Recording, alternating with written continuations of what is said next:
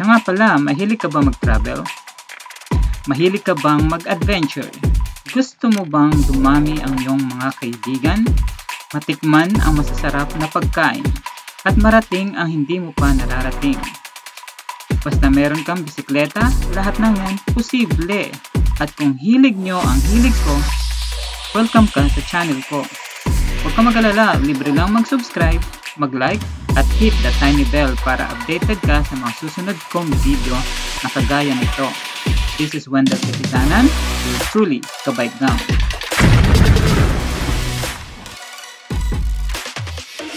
Kamusta mga Kabike Gang? So, ito tayo ngayon, second day after ng accident. So, ngayon guys, pupunta tayo sa bike shop at para ipa-check yung ating bike. So, malalaman natin kung ano na yung mga nasira at kung ano na yung dapat palitan. So, dala natin yung bike na andun sa likod. Ayan. So, after na ma-check at maalaman natin kung ano yung mga sira, ay pupunta naman tayo sa hospital para kunin yung x-ray result natin. So malalaman natin kung may kung meron po tayong fractured sa mga in-x-ray. Kaya hopefully maging okay yung result para mabilis tayo makarecover at para mabilis din tayo makabalik sa pagbabike at pagra-ride. So guys, i-update ko kayo about sa bike saka dun sa ating hospital x-ray result. Kaya let's go guys, let's go. Ito yung bike shop nila. So dito natin ipapacheck yung bike natin. Ayan.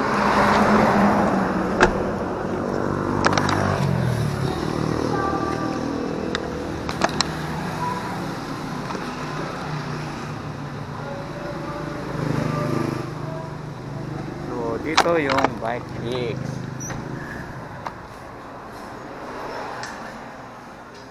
Good morning po. Sir, good morning. Asa sila Raymart? So dito tayo guys para ipa-check yung bike natin. Oh, nasaan yung bike mo? Andyan sa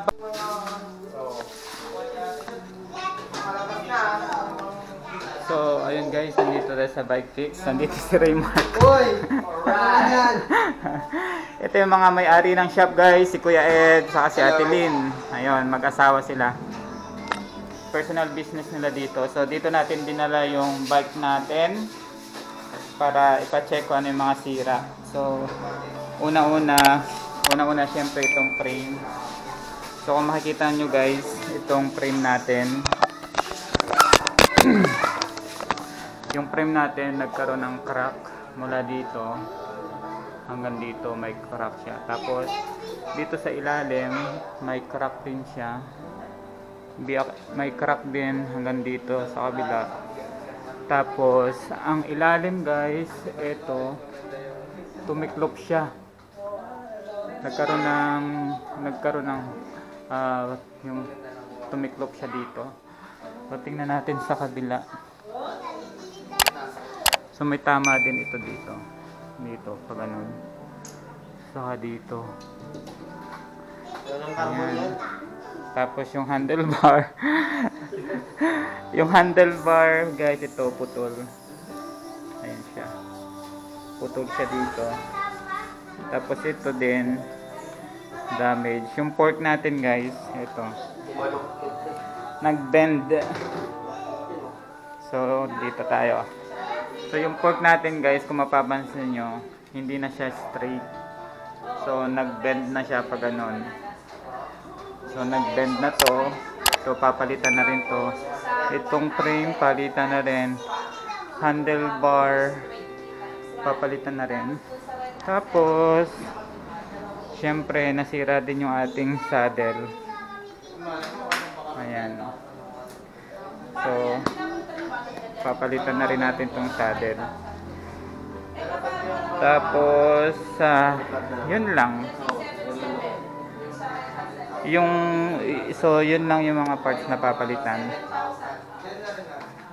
Tapos, yung rim natin, guys. Ito yung rim natin. Yung rim, naging visible yung duktong. Ayan. Crack yung ano. Tapos, nag-crack dito na may tupi. Tapos nabasag yung Tapos, napunit yung ano, napunit. yung gulong natin na folded Maxxis Crossmark 2. Napunit. So, palitin na rin to, saka yung tube niya. So, yun guys, yung ano, yung mga parts na papalitan natin. So, yung ating ano, quick release may tama din dito. So, papalitan na rin natin tong quick release niya. Gagawin na natin tong through axle. Pero tong wheel set, ay, oo nga sa likod. Yung rim natin sa likod, okay lang naman. So, itong nasirang rim ay ano to? Winman. Ayan. So, papalitan na natin itong rim. Pero itong rayos natin, okay pa to. Itong hub natin, okay pa. Disc brake natin, okay pa. Tapos, itong ating shifter, okay pa naman. So, next time guys, i-update ko kayo kung anong bike yung ipapalit natin. So, mamimili tayo dyan. Ano? So, pag natapos yung bike natin guys, update ko kayo kung ano yung surprise na yun, kung ano yung bike na mabubuo natin.